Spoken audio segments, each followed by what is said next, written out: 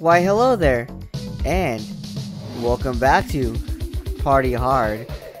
I'm Doseku, and today we're gonna move on to well, at least one somewhat cool party, I suppose. We just escaped the cops. There's people in the woods. They need to be dealt with. So, I guess it's time we move on and deal with them. We can't have any partiers in the woods, can we? Especially none that can interrupt our sleep. Oh. So, let's go with Hero Classic since there's no one else available and roll.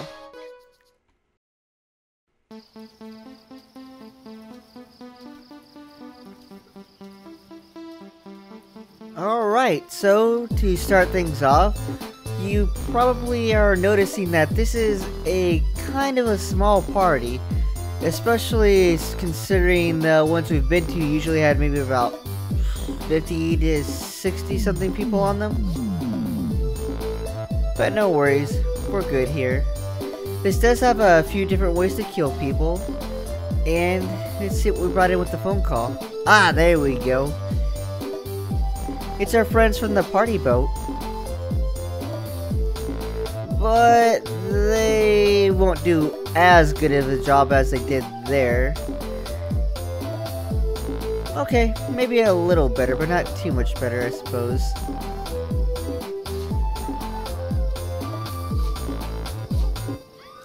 Uh-oh, somebody saw me. And... oh good, they couldn't get... oh, never mind, they got the cop. Well, it seems like it's time for us to skedaddle before he gets to us. There we go. Alright. So just give him time to... wait, what's happening with them? Ah, whatever.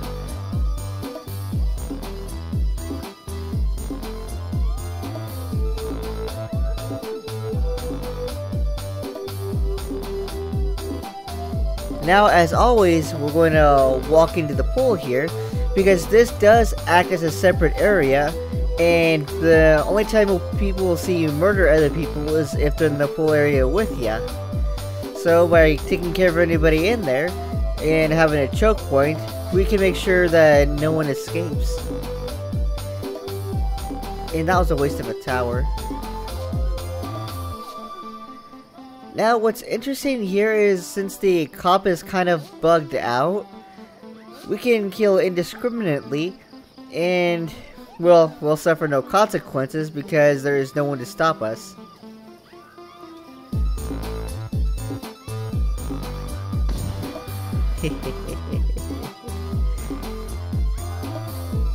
Now, we still gotta be careful though, because I'm pretty sure if I walk over there and actually touch the cop, he'll arrest me and then this stage will be soft-locked into a weird loop.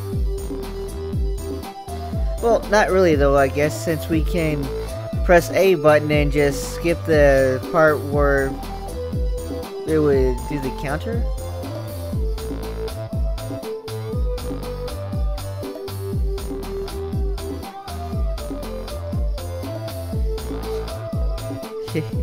So, think of this as a freebie for now, right? Since there's no way we're gonna get caught, we can just do whatever the hell it is we want to do. Unfortunately, we also missed the chance for the freaking FBI agent to sell us stuff, so we're gonna have to kill him here in a moment. That's what you get, man. That's what you get. He doesn't even party like everybody else. He just wanders around and just stands.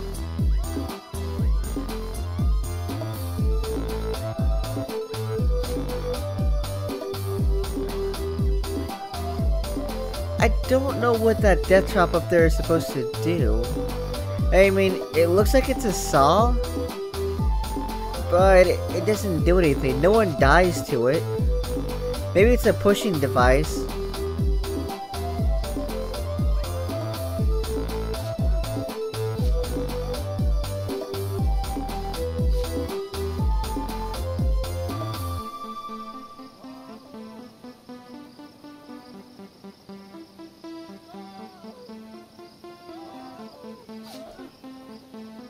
Alright. 3 more left, and that's the DJ, the person up by the cop, and you. There we go. Here he comes. Done. And now, it's just the DJ.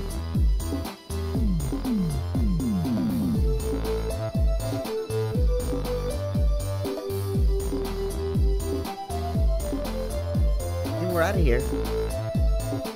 See you later, cop.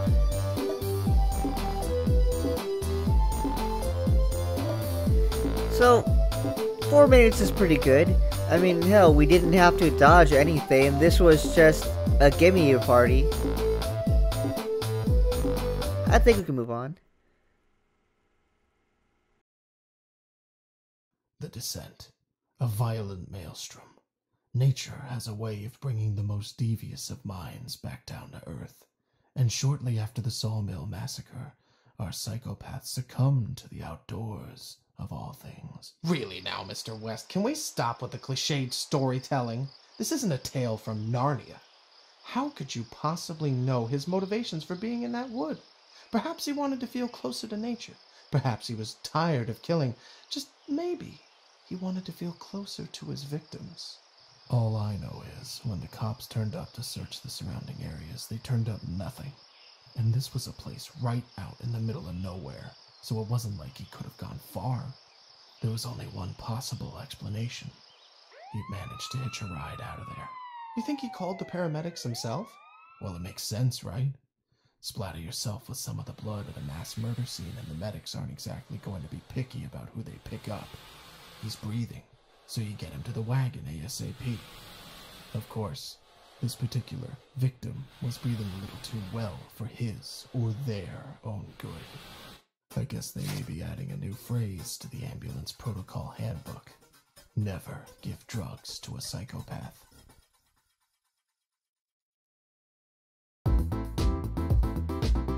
Well, open air was kind of fun, if short. So, we killed a few paramedics. I still don't know what's going on with the interview, but that's fine. We got a pool party to get to, right? So, let's put on our shorty shorts, get ready to get wet, and go with Hero Classic. I do wonder about the other heroes though. I mean, it doesn't look like we have much of the main campaign left, and we've only had the choice between the main character and the Electro guy, which is a timed version of the main character. Oh man. Pool party.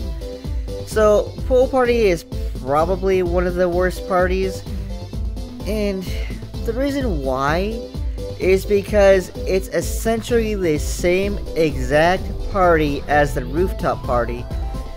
It's pretty much the same exact map as the regular rooftop party, except the dance floor has been replaced by a pool, and there's a lot less ways to kill people this time around. You don't have the 2 speakers because the pool is there.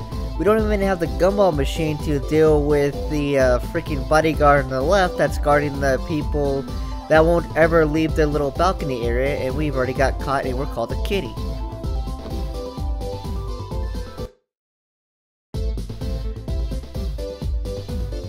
I mean, I guess the one thing it has different from the first iteration, which was Rooftop Party, is that now it's got a one-way slide you can go down, right? But it doesn't really matter. I mean, with a game like this, should we even be seeing what is essentially a recolor of an earlier stage, or a recycling of an earlier stage?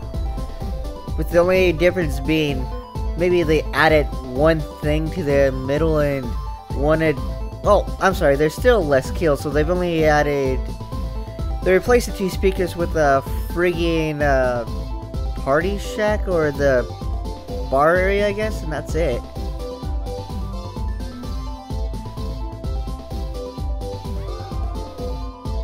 I mean, the only thing different here in ways to kill over the side, though, is we got the ninja off to the right, who can sometimes actually be a guy with a spray can, depending on how many times you die in this stage, because you do die a lot here. Especially to the freaking bodyguards if you're not careful, since one of them happens to wander around a lot.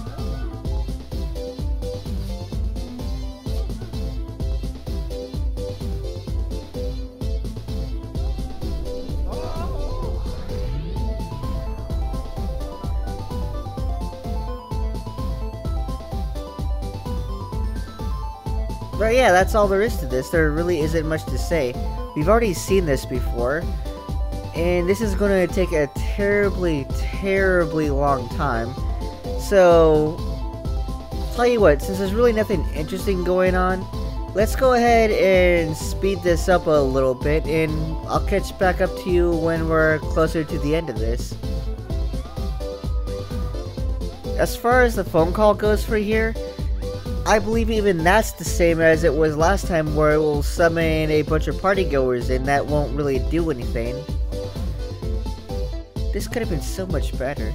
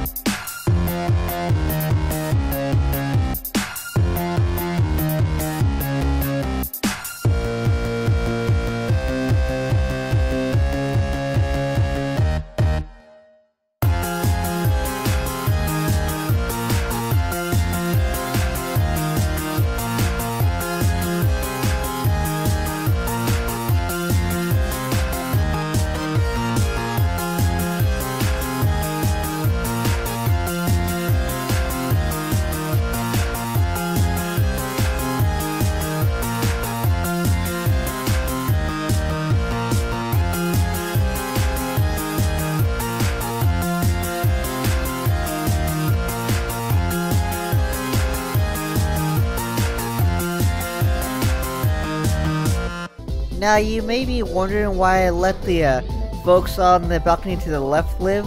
Well, one, because they never leave there, and two, if you try to go after any of them like earlier in the party, you run a high chance of having them alert the cops, which then can kind of bork your run.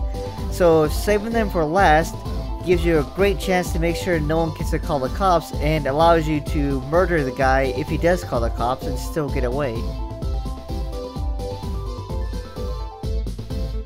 But yeah, that was a pool party, which is essentially just a reskin of rooftop party, but with less ways to get a multi-kill in. 9 minutes. Jesus.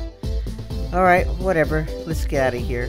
His craft continued onwards for the next few weeks at pretty full force. As I understand it, his newfound experience with medicinal drugs really got him fired up, correct? He just became unrelenting, and the public were completely losing confidence in the police force.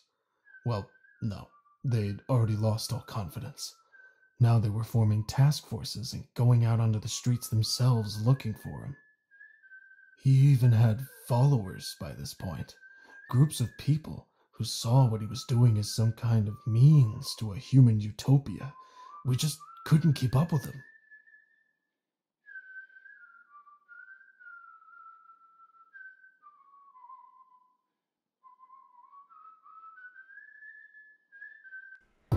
So one thing I'm definitely wondering though is the interviewer actually the killer?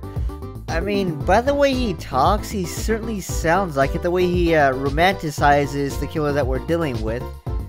But that's a plot that I'd better save for next time. So, thanks for watching, and join me, well, next time as we move on to the Halloween party.